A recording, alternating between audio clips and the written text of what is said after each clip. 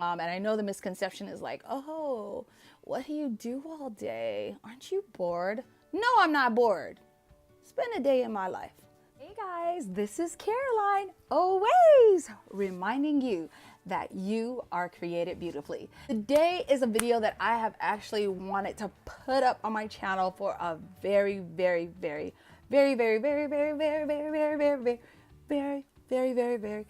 long time. I just thought like, dude, I don't know if I want to do it. Is there this like negative connotation to my thoughts or my views? And I was like, you know what? These are just my views. That's the fun thing about YouTube or any social media. It's your thoughts. And you know what? Your thoughts change and you evolve as a person, and things happen and things don't stay the same. That's just like little, I don't even know what I'm titling this. It's kind of like a vlog of a mom's thoughts. Yeah, so it's basically a vlog of my thoughts. It's not really a story time, but it's a vlog about my thoughts. This video, you guys can see by the title, the misconceptions about a stay-at-home mom, which is what I am. And I have been blessed to be a stay-at-home mom for going on 7 years. I became a stay-at-home mom after Sala was born. So with my son, I continue to work. I've worked most of my life like paid positions.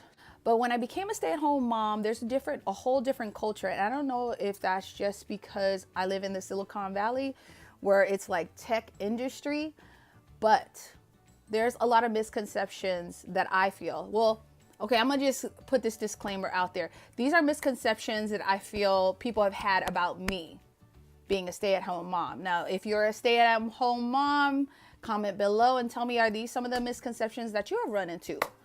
But, all right, let's just start. There's 5 of them that I'm going to tackle today. Number 1, the misconception of a stay-at-home mom is that you are rich and your husband is making a lot of money, and that is why you are a stay-at-home mom. Okay, false.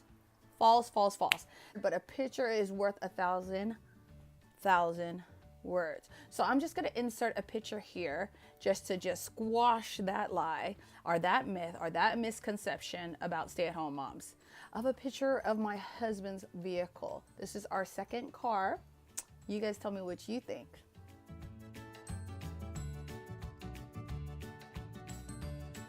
All right, misconception number 2.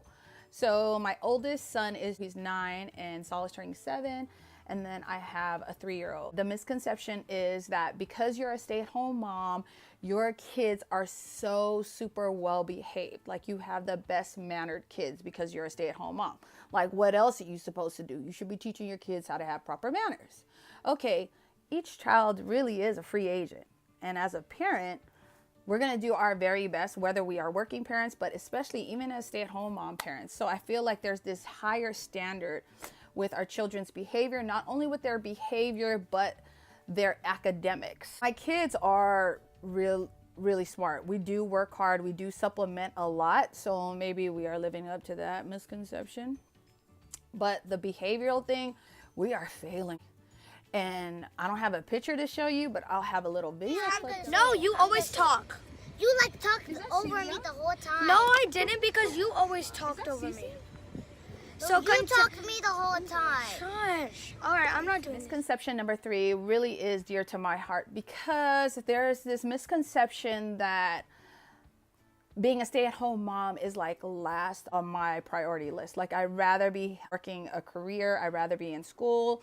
It's something that I'm stuck with and I don't have a choice. That is the biggest misconception. When I first found out I was pregnant with my son, like I wanted to be a stay-at-home mom. It's such a special gift to me. Like I said, this is a disclaimer. Not every stay-at-home mom feels like this. I'm speaking from my experience. You're on my channel.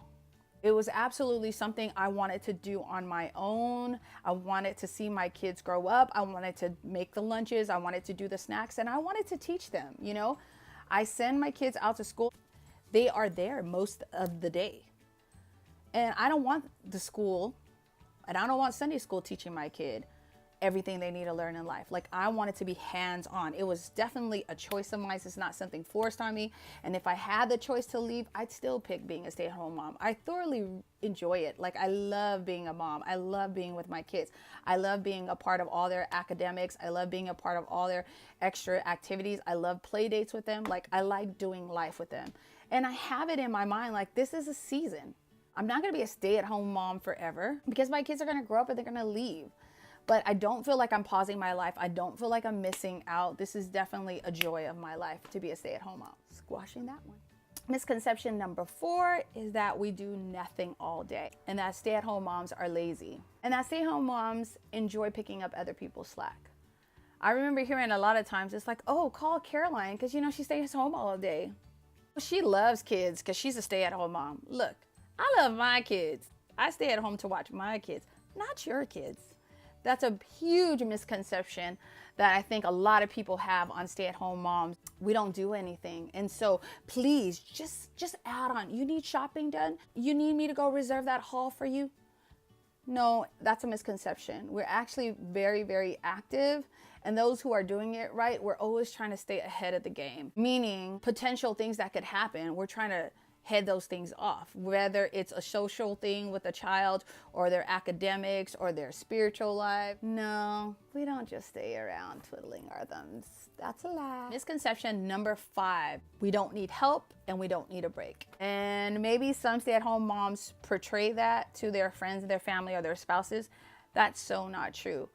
In fact, we do a lot of things that a lot of people don't see part of their day-to-day lives that don't get any thank yous at all. And if they were to stop or to cease, like if you didn't get your dishes done, your kids didn't have their lunches done, like what would happen? We need help. 7 years that I have been a stay-at-home mom, I think people forget is we don't really get vacation time. We don't get sick time. If I just want to check out, or if I had a date night or I went out with my girlfriends, do you think the next day I could just call in and be like, I'm sorry, Langfisi Sala and Jonathan, Mommy's not coming in to work today. No, we don't have those luxuries. We go through different emotional stages. The truth is, people think that stay-at-home moms don't have any mom guilt. That's probably the exact opposite. Because sadly, I've fallen into that. A lot of guilt because we probably portray some of these misconceptions on ourselves. I try to remind myself, I'm still human. I get tired. Stay-at-home moms, be vocal. Let people know. And when they offer, I'm like, you want to make a meal for me? Awesome. Can you do it for two days? Seriously. I try to be really good at getting out and having a lot of adult interaction because sometimes it just gets tired. I read that book 50 times with you. I'm tired of the book. And having some adult interaction is awesome. Very mind stimulating anyways. So taking a break. In fact, I think we need a lot more break. Jobs don't end. Like a lot of people that are getting these paid positions are, you know, you work your 8 hours, your 9 hours with a 1 hour lunch. We don't get that. Like it's from sun up. Like my day starts at 5 a.m. with my devotional. Start prepping everything for the kids at 6 a.m. They wake up at 6:20. I get them out the door. I'm coming back. I'm doing some house chores. And then if I have worship practice, I'm practicing my songs. If I'm speaking somewhere, I'm getting my lecture ready. I have to have time with Yoni, grocery, taekwondo, you got piano lessons, you got taolunga practice. Then you got these play dates, and then you're trying to have a social life. And then you're just trying to stay connected with your spouse. Run them through you one more time. So the misconception that you're rich, no. The misconception that your children are well behaved or they are way above academic standards, yes and no. For my kids, definitely not the behavioral. Number 3, we don't really want to be stay-at-home moms. We've put our lives on hold and we just can't wait till they grow up so we can hurry up and run back to work. Not my story. We do nothing all day. We sleep all day, and we would love and we welcome you to throw all your obligations, and we'd love to babysit your children too when daycare doesn't take them. No, not true. We don't need help and we don't need a break. That's not true. So if you have any stay-at-home moms in your life, be kind to them, be gracious. And you know, when I think about all the different struggles that I go through, my heart kind of goes out to working moms because that we go through, they have that on top. They have to go to work, which may be a good break for them. I don't know. They come home with paychecks and we get hugs and kisses. Well, these are just my thoughts and this is my channel and I'm sharing it freely. Not to hurt anyone's feelings. Some of this is just a joking matter, but some of it is some true stuff that's on my heart. And so I wanted to share it. I wish you guys all the very best. Be kind to yourself and be kind to those who are around you. God bless you all. Bye.